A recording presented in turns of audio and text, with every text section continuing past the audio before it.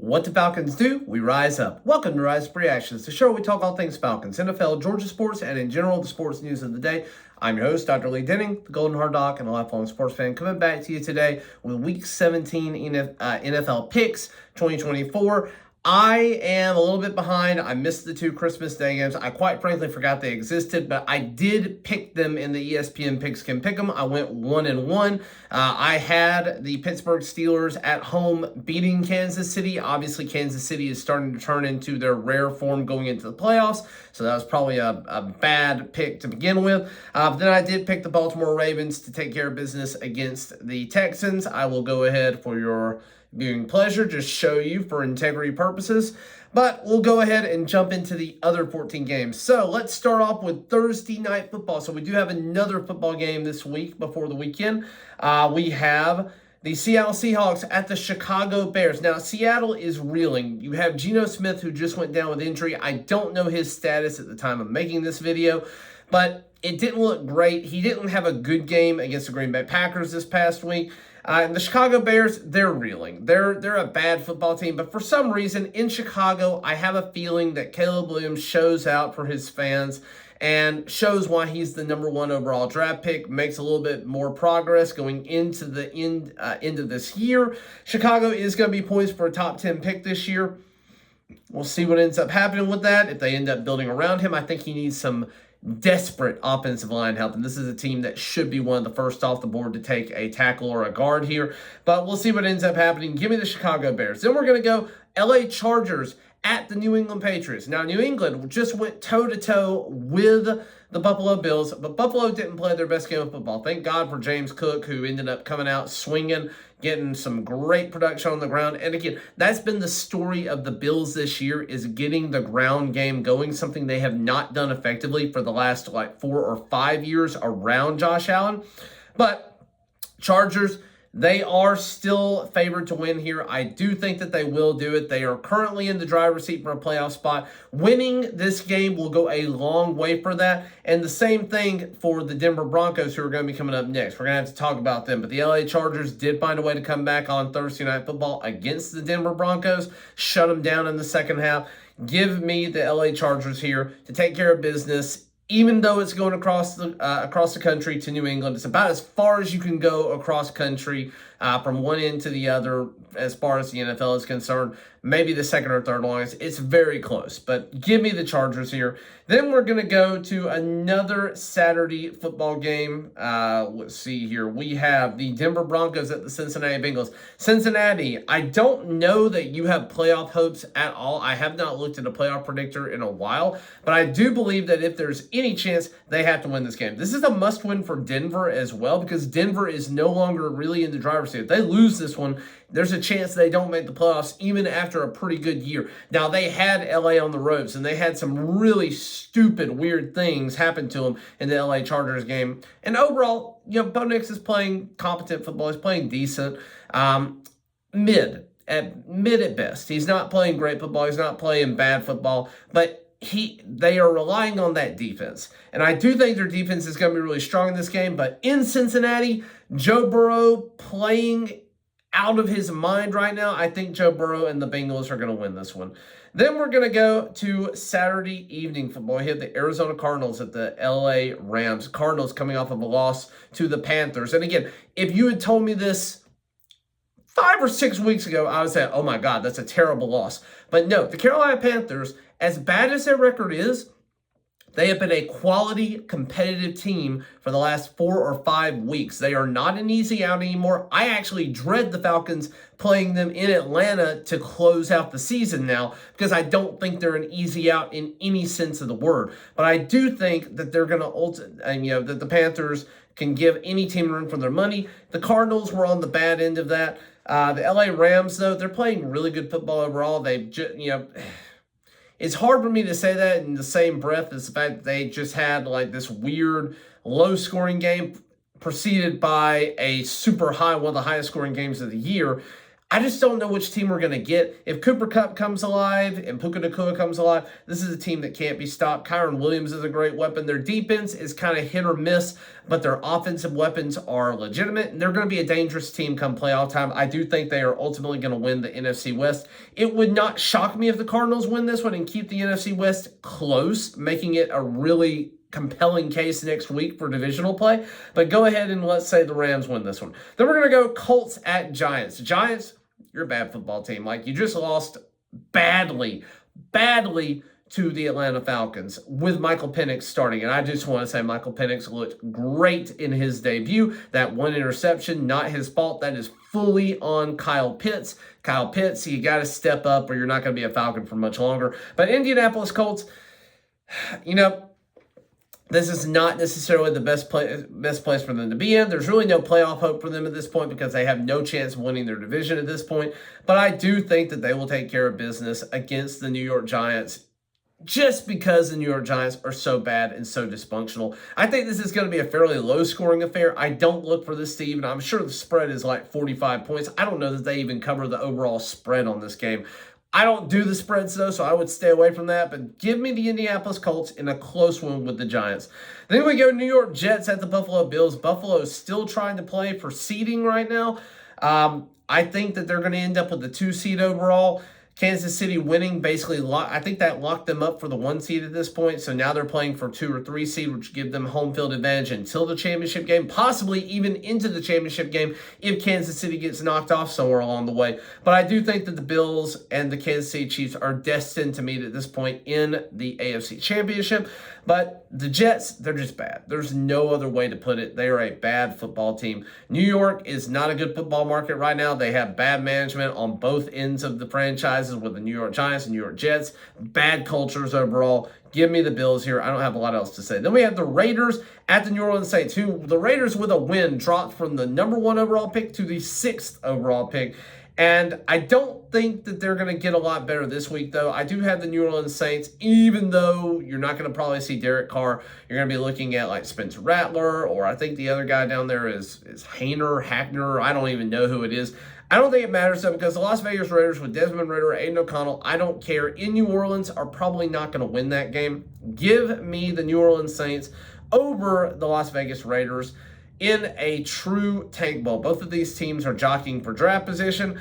Las Vegas Raiders, you're screwing up your draft position here. You need to lose. Then we're going to go to a game that matters immensely for the Falcons, and it's being played before the Falcons game. So the Falcons will know very, very quickly what they need to do going into the Washington game. Right now, the Falcons, if they win out, will make the playoffs because of the tiebreakers they hold over the Buccaneers, and the Buccaneers will be on the outside looking in because there's basically no way for them to make the playoffs otherwise at this point because Washington found a way to win over a Jalen Hurts-less Philadelphia Eagles. And the Eagles, their defense was not particularly good against this team, but Jaden Daniels is the real deal at quarterback. It's going to be tough. We'll talk about that one in a minute. Carolina Panthers, though, going to Tampa Bay. Again, Carolina is not an easy out, and Tampa Bay, they obviously can find ways to lose a game. This is a game that went into overtime just a few weeks ago, and the Panthers, I think, can find a way to get it done this time in Tampa. Give me the Carolina Panthers. Give me them over the Tampa Bay Buccaneers, helping the Falcons almost assuredly make the playoffs, even if we lose today or lose this coming Sunday night. But we'll get to that in a minute. Carolina Panthers over the Tampa Bay Buccaneers. Then we go Tennessee Titans and Jacksonville Jaguars. Again, 2 teams jockeying for draft position. Jacksonville Jaguars, I think, have the number 1 overall pick right now. I would have to look that up on Tankathon for just a moment here. No, Giants, they are tied. They're tied for the 2nd, 3rd pick right now. So the Giants have the 1st pick. The Jacksonville Jaguars currently have the 3rd overall pick. And the Titans have the 4th pick. So this is functionally a game that is going to either keep somebody in the 3rd position. We'll keep one of these 2 teams in the 3rd position for the draft, or we'll drop somebody back potentially to about 7 or 8. So the fans of both of these teams are hoping for a loss.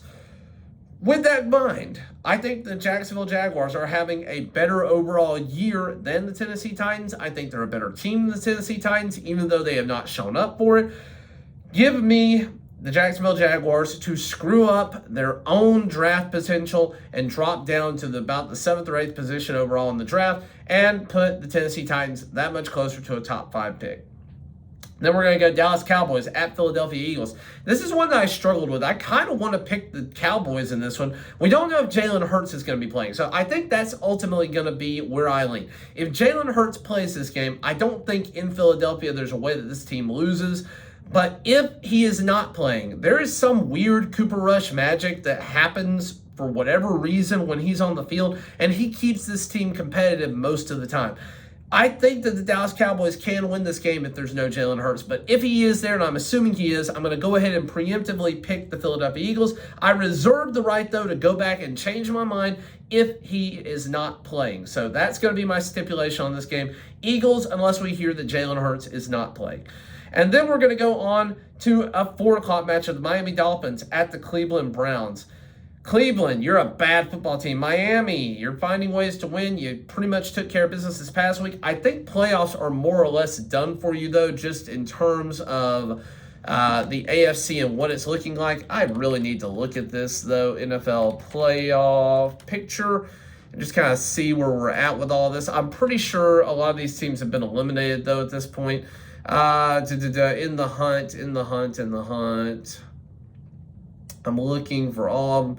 Yeah, so right now, the Broncos at 9-6 and the Chargers at 9-6. Technically, the Dolphins are still alive, but they have to win out, and they really need both the Broncos and Chargers to lose. At least one of those teams needs to lose out for the Miami Dolphins to have a chance. I am going to pick Tua and the Dolphins here, though there is this weird part of me going to Cleveland and a New Year's game in the cold. I have very little faith that the Dolphins do well. That is the only thing that I would say is making me slightly think the Browns have a chance in this one, is that they are playing in Cleveland in late December, and the Dolphins are awful in cold weather stadiums in late December and early January. But I am going to pick the Dolphins because I do think that they are a better team overall than the Cleveland Browns. Then we go to the Green Bay Packers at the Minnesota Vikings. And this one may matter for seeding down the line here. We're talking about two teams that are, quite frankly, good but not great. You have the 5 seed Minnesota Vikings and the 6 seed Green Bay Packers. The Vikings are still jockeying for position. They could potentially still win the NFC North being 13-2, but I don't think it's going to matter because the Green Bay Packers, I think, do win this game. I think they end up getting it, Green Bay over Minnesota. I don't know why I feel that way. I just feel like Sam Darnold is Cinderella at the ball, and the pumpkin is about to strike. We're about to strike midnight here with the pumpkin, and I just don't see a real way for them to win this game. So, I don't know. There's just something weird about it. I feel like Green Bay is playing very good football right now. Minnesota is hit or miss. They played really good at times, but I feel like they are just waiting for the clock to strike midnight here. So, give me the Green Bay Packers. Then we go to Sunday Night Football. We have the Atlanta Falcons at the Washington Commies. And, man, whoever decided to flex this game a few weeks ago, not knowing that Kirk Cousins was going to be benched, is a frickin' genius. This is a great game. It is a game that has playoff implications for both teams. The Washington Commies need to win this game. They do not have a completely locked up spot in the playoffs yet, but they are getting very, very, very close to that. So I do think Atlanta finds a way to win this game. We'll know if Tampa Bay loses earlier in the day, which is what I hope happens. Then if the Falcons win, they clinch. It's easy enough. Falcons clinch with a Tampa Bay loss and them win. If the Falcons happen to lose this game, again, I'm not predicting that, then basically we also need Tampa Bay to lose so that next week a win is a win and in. If we don't win and Tampa Bay wins their game, we're no longer in the driver's seat. We're dependent on the crappy New Orleans Saints to beat Tampa Bay in Tampa Bay next week. And I don't love those odds, even though it's a divisional game and you know that both teams are going to be playing their heart out. We would have to beat the Carolina Panthers, and we would need Tampa Bay to lose if that happens. So very, very impactful game for playoff purposes. But give me the Atlanta Falcons. only really because I'm a home run. Their defense is really coming alive the last few weeks. They're not only getting sacks, which are kind of hit or miss, they are getting pressure on quarterbacks. So you could say it's good, it's good teams, mediocre teams to bad teams are doing against. No, they had pretty good pressure against Sam Darnold. They just had bad secondary coverage. You had guys like D. Alford who just all of a sudden lost track of the ball everywhere, and Justin Jefferson and Jordan Addison, who are great receiving threats. It's hard to beat those guys. So give me the Atlanta Falcons here. And then we go to Monday Night Football. You have the Detroit Lions at the San Francisco 49ers. And I am certain that when the schedulers were making this schedule earlier in the year, they were looking at this one thinking, hey, this is going to be two division winners playing against each other for jockeying for position in the NFC.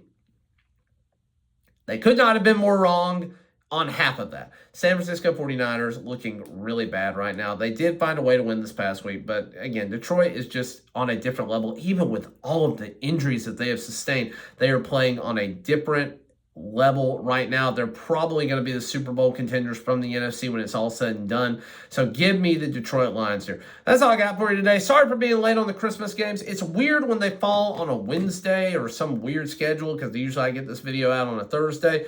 Plus it being Christmas, just a little bit tougher to do that. But thank you for watching, liking, sharing, and subscribing. I appreciate it, all you guys. The goal is still to try to get to 500 subscribers by the time we get to the next draft.